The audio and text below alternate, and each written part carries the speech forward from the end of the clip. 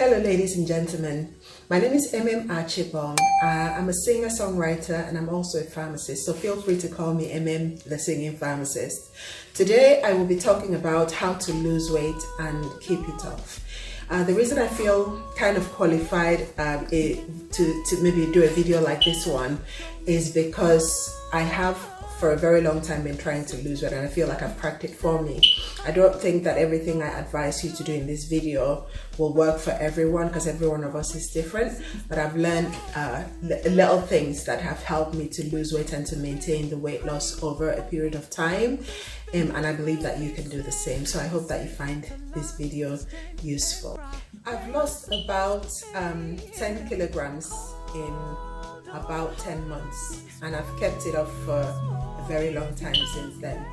So I hope that the advice I give you in this video, you'll be able to take it and apply it and maybe even personalize it to yourself. And by that I mean you can take what works for you and kind of throw away everything else that doesn't work for you. So I'm going to title this video The 7 Pillars of Weight Loss. So I find that these 7 things have helped me lose weight. The 7 pillars of weight loss are accountability, calorie reduction, consistency, exercise, proper sleep, stress reduction, and tracking your progress. First pillar of weight loss is accountability. I think it's very important to first of all be accountable to yourself. If you find that keeping unhealthy foods in the house doesn't help you, then don't keep it in the house or keep it out of sight. Another way you can be accountable to yourself is to keep a food diary. And then it's very important to be accountable to someone, a friend, a family member, someone that has your best interest at heart, but at the same time will be honest with you. In my case, I had my sister and my mom. I shared my weight with them every week, and any week where I gained weight or I didn't lose as much weight as I wanted to, or any other thing, maybe if I binged or something, then I'd share those how I was feeling with them, and they would encourage me, and then the next week I'd try to be better. So I think having someone you're accountable to can really help. I mean, that's when you think of organizations like I think is it Slimming World, or I think the other one is WW Weight Watchers. I think the main reason why those schemes are successful is because you're doing something as part of a team, so you have people that you're accountable to. My second pillar of weight loss is consistency. It's very important to have a routine and to stick to that routine when it comes to building any good habit, including weight loss. In my case, what I tend to do is I tend to exercise very early in the morning when I wake up. So it's usually one of the first things that I do. And on days where I can't do this, then I will exercise when I get back from work. And I'll put a link to my video on my 21 New Year's resolutions for 2021, because in that video I mentioned that I had made a pact with myself to exercise for 30 minutes every day except on a Sunday.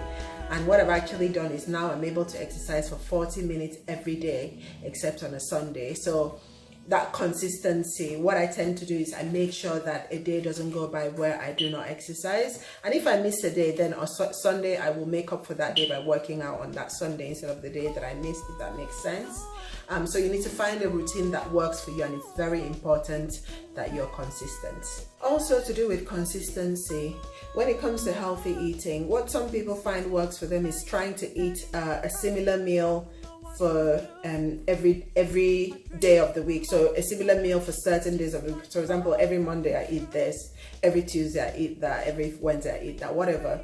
But also in terms of healthy eating, meal prep is very important. So being able to like make your meals on a Sunday and prepping it for the rest of the week, that can help you with consistency, because sometimes things that you do not plan for may happen. But when you have your meal already prepared and in the fridge, it's a lot easier to stick to a healthy eating plan. I hope this helps. And by the way, this is part 1 of the 7 pillars of weight loss, and part 2 will be pillars 4 to 7.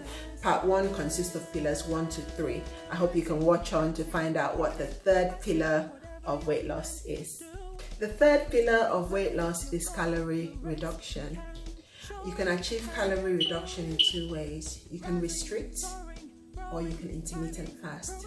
I do both of these, but I tend to intermittent fast on 3 days a week, which is a lot for me, because I want to be flexible, I think, with anything that I'm doing, because my life isn't always the same every single day, so I need to be flexible. So what I'll do is on a Monday, Tuesday and Thursday, I only have 2 meals. So my first meal will be at 12, my last meal will be at about 7, sometimes 8. So in that 8-hour window between 12 and 8, I have 2 meals, and then I do not eat again until 12 o'clock the next day.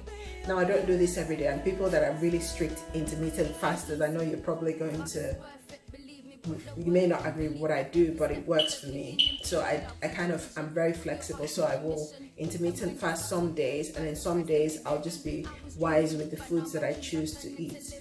You know, for example, you can have a 500 calorie meal made up of your nutrients. You know, have your broccoli, your spinach, your onions, your potatoes, your protein like chicken or fish. But then you can also have a 500 calorie diet, meal even, where you have just high sugar, no nutrients whatsoever. And I know which one is better for you, and I think you know which one is better for you as well. So I think it's, when it comes to calorie reduction, it's about making wise choices. It's about choosing to eat foods that are high in nutrients and lower in calories. For example, 100 grams of broccoli and 100 grams of biscuits.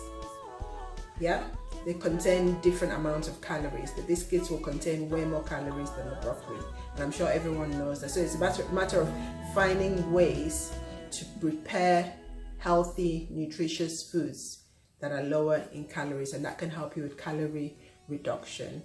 And then in terms of intermittent fasting, you do not have to be rigid with it. I know the rules are that if you're going to do the 16-8 fast, you need to do it every day, or if you're going to do the 5-2 diet, which is where you eat normally for 5 days a week, and I think you restrict for 2 days a week. You don't have to do it exactly that way. You can do what works for you. And for me, what works is I intermittent fast some days, and other days I'm just wiser with my meal. I spoke about the fact that I was going to have one cheat meal every 2 weeks.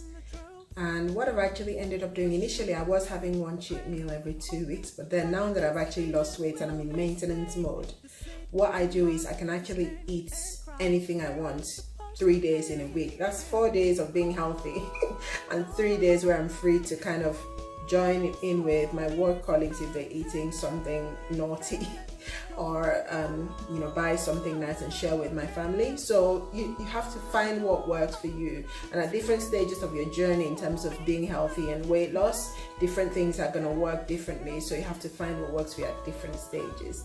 I hope all of this has helped. Please watch out for part 2 of the 7 pillars of weight loss. So it's EmemArchibong, the singing pharmacist, signing out, and I hope that you have a good day. Take care. Bye. Rising, soaring, growing, climbing, your progress will surely be seen. You can leave a good legacy and be the best you can be.